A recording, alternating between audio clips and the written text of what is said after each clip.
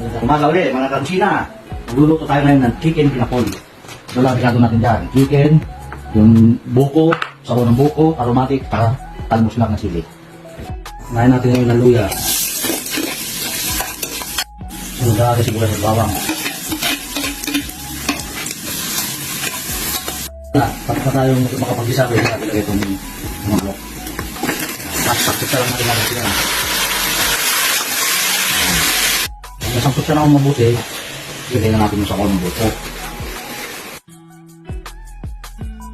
Tagaan mo natin kumulong na may ilagay natin yung laman ng buko. For 25 minutes, marambot na yung manok. Pwede na ilagay yung buko.